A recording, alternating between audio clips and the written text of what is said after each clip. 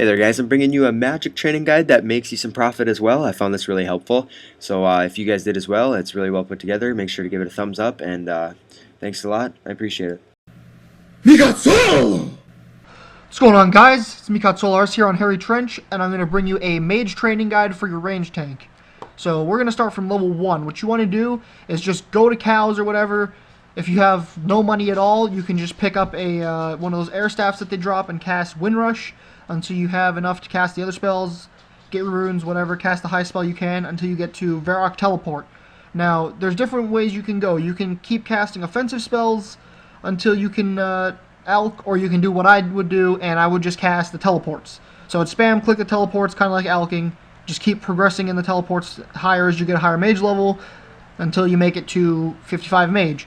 Then what you're going to want to do is alch, and the item I suggest to alch is gold bracelets. Those are pretty good. So you alch gold bracelets, and then when you get to level 86 mage, you want to get lunars, because what that'll allow you to do is do plank make. And when you do plank make, you don't lose money, so you won't be, I mean, you'll lose money from alching, but you'll make it all back and plus a little bit extra if you do plank make. So you can do that. And yeah, so I'm going to cut to another clip and we'll show you how it's done. Alright guys, in this part of the video I'm going to show you guys how to use mouse keys. It's a very useful tool you can use. It's perfectly legal. You cannot get banned for doing this. It's one input for one output, and it makes your alching a lot easier. What it lets you do is it lets you use the number key. I think it's 5. You can just push 5 and it will register as a mouse click. This way you don't have to just keep spamming your mouse and your mouse gets moved off the alch button and it screws you up. This way you can just kind of sit there and tap 5 while you watch a movie or something, and your alchs will keep going. So you want to go into your control panel. You can get to that through going to your start menu, go to control panel. It might not look like this, it might look like this. Either way, you can just type in the search bar, just type in mouse, and it should say mouse keys over here.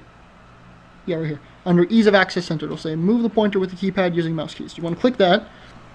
You want to turn it on, and then you want to have that checked off, and there's one more thing we need to do. You need to go into setup mouse keys and turn it on again, and this here will be your combination to turn it on, and you want to put it to whichever one works for you, because some people have a laptop.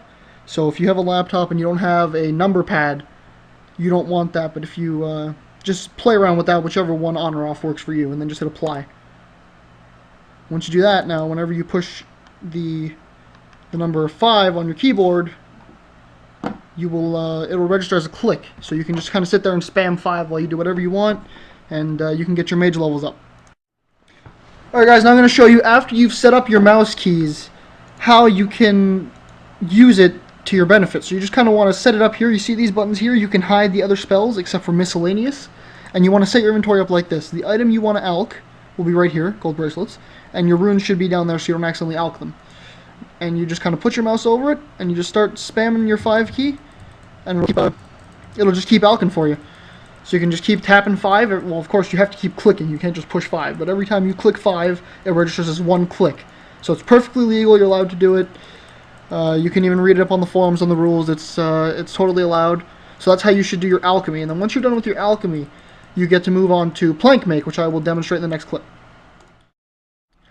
Alright guys, I'm here at the lunar altar to show you guys how to do plank make, which I need to pot up to use at the moment, but I'm just going to do this to show you how to do it.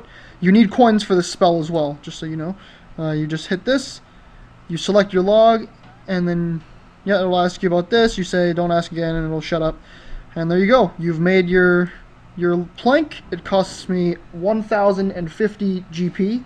That's just for mahogany logs, though. If you do other logs, it's a different price. But regardless of that, you still make a profit. It's not much profit. It's about like 47 GP at the moment, but it's better than losing money alching, right? So you just do that until you're done. Then you just bank and you do that. So it takes 2 astral runes and a nature rune per cast, and you just want to use an earth staff or a mystic mud staff, what I'm using, whatever, to get your earth rune. So yeah, that's what I'll be doing to 94 magic, and then I can use vengeance. Now this method has some requirements. You're going to need to do Dream Mentor as well as Lunar Diplomacy. Now, I made that mistake. I did Lunar Diplomacy, and then I didn't have Dream Mentor, so I couldn't make this video, and I was like, shit! Damn it! So I had to waste like half a day to get the quest done to cast a spell, but I have it now, and that's what you'll need. But I mean, if you're really serious about making a ranged tank, you're going to have to do the quest anyway for Vengeance, and, you know, it's always good to have the quest points for Bear's Gloves. So yeah, that's about it. Peace.